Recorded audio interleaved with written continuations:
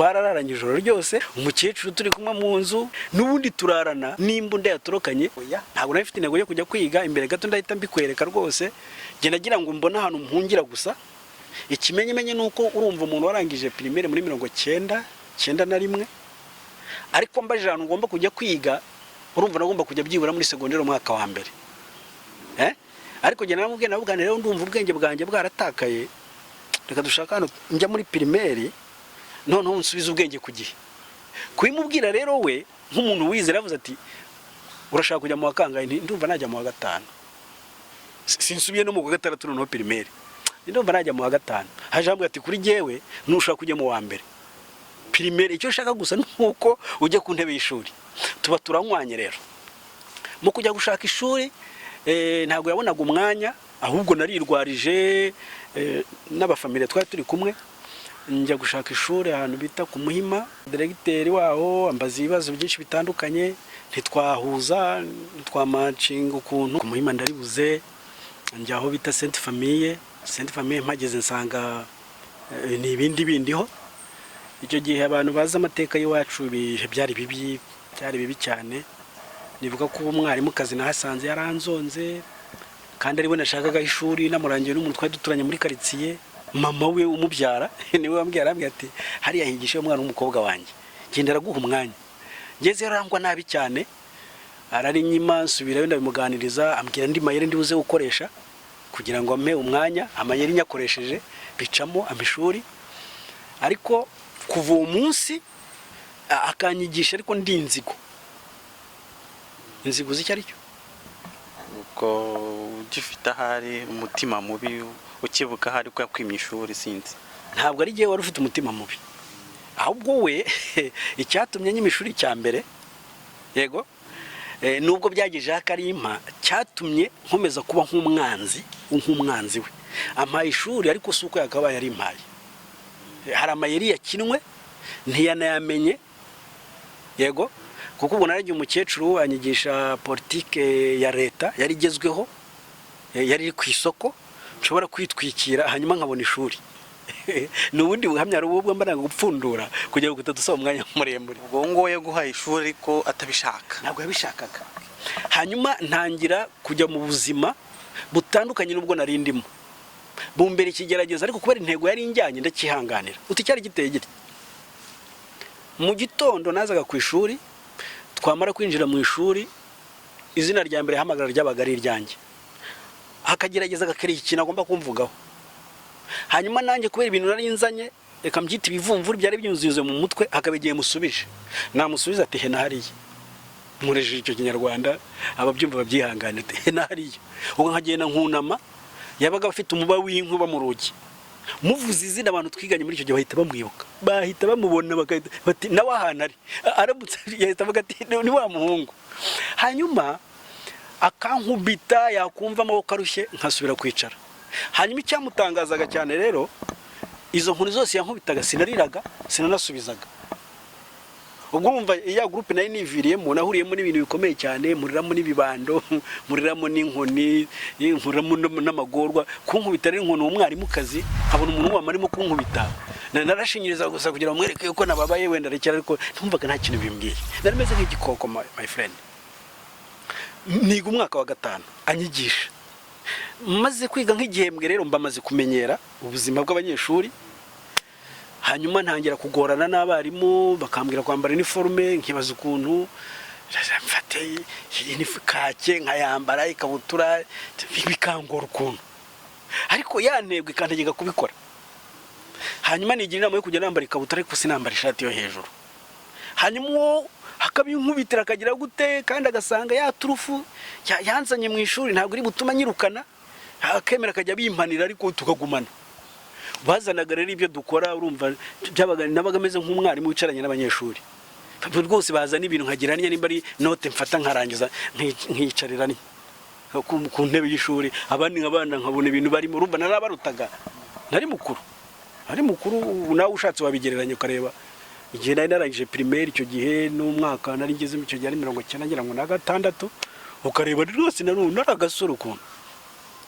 Hanyuma naje kuva muri uwo mwaka, niteragura kuva muri uwo mwaka, nari ntangiye kumenyerana n'abanyeshuri, ntangiye kwiyumva ndagasore nyine kari kugimbuka, ntangira gukunda urabizi, gukundana n'udukobwa n'ubwo ibintu byo mu ishuri nyine biraho ngaho, nza gukundana n'umwana w'umukobwa wari utuye hano mu Kiyovu. Noneho umwaka igihembwe cya nyuma hari igihe baduhaga cy'iminsi 2 cyangwa 3 turi mu rugo barimo bateranya amanota. Nza gufata wa mwana w'umukobwa rero, ndumva narigeze kubikubwira sinibuka nimba byaratambuze mu Kigali cyangwa nabiguteyemo story gusa. Njya kumufata ngo tujye kwifotozana mu mujyi. Aho kwa Rubangura, wumva Rubangura n'umuntu uzwi cyane haciye ibintu. Tuvuga twifata agafoto muri studio ngatunge nuko. Tuzamuka rero ku musozano bita Bigogwe. Abanyakiyovu bitagiye abakene barimo barahareba. Tuzamukira mu mashuri ya Sainte Famille, hari inzira ebyiri, hari yapafuraga ikagwa mu kibuga twakiniraga mu mupira, hari niyacaga ku ruhande aho bitaga kuba karikuta. Kiro nicira kuyizamuka ica mu kigo, vuga nimba hari n'umwarimu hari rwose habibone ko ntambutse.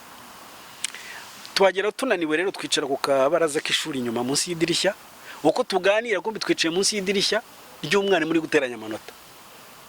Ibiganiro byose yabikurikiranye, urumva nyine ndimo ndatera twatuntu bikigiye bita ngo ni imitoma, ndimo ntera umwana w'umukobwa w'abandi, umwana nawe kansubiza n'udusona ukuntu. Yari umwana bari baravuze ko kuri icyo kigo ari we wari mwiza. Hanyuma nza guhiga n'abana b'abahungu mbabwira ko nzakundana nawe. Ubwo nani mo ncagahigo. Mbigeraho. Urumva nari ngiye kwifotozanya nawe kugira ngo uzajye mbereka amafoto. Kuko nabigezeho. Ubwo yari imperutse kujya gutereta undi wo mu Kiyovu, ahantu ku mudepite. Yari umudepite cyangwa ari Ministre mu Kiyovu. Naho bantegeye nkuko nguko. Hano harirwaga n'abajepe. Abantu bita abajepe bari aba umutwe urinda president. Nibo barindaga nabo ba depite n'aba Ministre.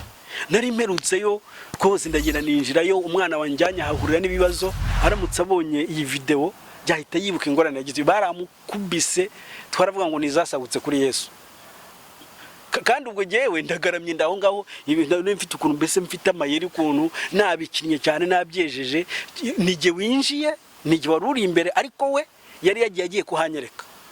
Uwagiye kuhanyereka rero asigara abizira, nyamara jewe uyoboye rwose nta wunkoraho. Nta wunkoraho. Ndikwaga gupfundura ibintu byinshi cyane kugira ngo umwanya utagushirana. Baramukubise, nsiga bamukubita, ndagenda mutegereza nk'ihirya umwana azarimo yishimagura ahantu hose, hari marira avuza induru. Ubwo nongera kumuhumuriza nti murayikomera, intego buriya twayigezeho. Kajya kumugurira amandazi. Urumva? Nkamugurira amandazi, nkamugurira fanta, n'urukumo barugashira. Muri iyo minsi rero nibwo nahise njya gutereta n'uwo wundi. Babagara abana baba mu ngo ubundi zitagendwa. Abanyeshuri bajye bakantegera, nkakoresha amayeri yose. Urumva nari mfite amayeri menshi atandukanye rwose, wa muntu w'Imana we, ayo twakoreshaga icyo gihe muri ubu bandi. Nigeze ukubwira ukuntu twize kujya kwiba ahantu i Nyanza hirya y'icyuzi cy'inyamagana. Ari gihe mutoya muri iyo groupe, ariko turimo dupanga imitwe, nza kwiyemeza ko ari gihe muntu uri buze kujya gukinguza. Kandi ndagenda mpanga imitwe mu gicuku, ndakinguza mu kinyabupfura, umuntu arankingurira ku neza. Amaze gukingura kigereka urugi, bagenzi banjye barinjiye n'imbunda. Bati turashaka igisambo kinjiye aho ngaho. Kandi koko nari igisambo. Ariko baza bitwa ko bashinzwe umutekano. Urareba? Hanyuma inzu ubwo bahageze deje namaze kwijagajaga, amaso yabaga ameze nk'ay'uruvu, namaze kureba inguni zose. Umusaza ati umuntu nakiri hano, umuntu se kunsaba icumba, ati dukingure turamuzara ducitse, twe turi ku kazi hariya ku irondo. Nari mfite amayeri menshi mu mutwe, icyo nashaka kubwira. Mwarimu rero bimurambiye yumvise tugeze mu biganiro bikomeye, arasohoka. Harebye abona ni jewe nagiraga izina banyitaga, bari banyitira izina ryari ryamamaye icyo gihe, umuntu wabaga akomeye muri quartier, umuntu wabaga afite ijambo bamwita ngo ni Kaganga. Hari umuntu uba muri USA ngira ngo aduherutse kuhurira kuri Facebook. Numva nyukize iryo zina rigena naryibagiwe. Iryo zina uraryibuka? Iryo zina n'umuntu waryibagirwa mu bakira gihe. Banyitaga Kaganga ku ishuri, abarimu babizi n'iki icyatumye babimenya ni ibintu birebere cyane. Noneho umwarimu arazambwa ati Kaganga, ubwo uri mubiki? Abavuze izina ryo mwana w'umukobwa ubwo sinamutanga, yarakuze no mu mama arubatse. Shobora gusanga guhamya we ataratangira no kubutanga wenda. Hanyuma nkaho namushubije mpekenya amenyo, kugira ngo mwereke ko ndakajwe nuko ambwiye ibyo yishakiye. Mwarimu wanjye wangishaga mu mwaka wa 5. abonye abuze uko abigenza, ashaka gufata hasi, ashaka kuzana inkoni, abona ahubwo nshobora kumugwa bagiye kuri telefoni yo mu biro, ahamagara ahantu nabaga muri famiye ku Muhima, nabaga mu rugo rwabagamo umusore wakoraga muri Rwanda Tel, urayizi ikigo cyitwa cy'itumanaho bita Rwanda Tel cyagiraga za telefoni bagira barya, cyabaga mu rugo rero nyine ba telefona yarayifite, urumva twari duturanye ni wabo kuri kavukire. Ahamagara umukecuru aramubwira ati nimushake inkwano mukagera Imana muri bose munkizi umuhungu, noneho ibye ntago byoroshye. Umukecuru atubigeze ati reka rwose afite umukobwa hano yihugikanye, ni mu mukwera arongore birangire, aragaragaza ko akuze. Avuze ibintu byinshi rero nibwo umukecuru yamubaje amubwira ati se ntabu yaguteye ndatashwe, nta n'ingoma guteye ndatashwe rwose, niba nta kintu gutwaye ihangane shima Imana kandi umuhunge umukecuru yantwaye neza, Imana umugisha rwose, yaranzi yarabonye ibikomere mfite, abone ubugegera mfite, akantwara neza, akinda kunkomeretsa, akamparira mbese liberté yose, ariko akansengera gusa akicecekera. Umwarimu rero urumva ayakiriye amakuru ataramfiteho, ndagira nkubwire ukuntu nize umwaka wa 6 mu buryo bugoranye. Urumva ku kigo baramenye, bamenye ukuntu, bamenye mu yindi sura. Aragenda bibwira directrice, ni umukecuru nawe utuye mu Kiyovu rwose, nawe Imana imuha amahoro n'imigisha. Abikubita abamesiye twagiraga ngira ngo abagabo babiri ku kigo, nimba nibuka nibo nsi babiri bahuriraga muri siporo, batangira kumfata nk'umuntu udasanzwe, uvuze wese atangira kuvuga ziga. Urareba muri iyo minsi nza gukora ikintu kiranyamamaza kurutaho, nza kubona umwana yambariye ingofero y'abarasta y'umukara, ariko mbona ni ingofero imeze nk'iy'abasirikare, iz'abasirikare bambaraga icyo gihe. Umwana sinigeze mubaza nayikuye, namukubise urushyi gusa, ariko ari ifasi yo kugira ngo nyimukuremo nge nyiyambarira. Urumva gihe nari maze iminsi nazikoreshaga nyine muri bwa bugegera.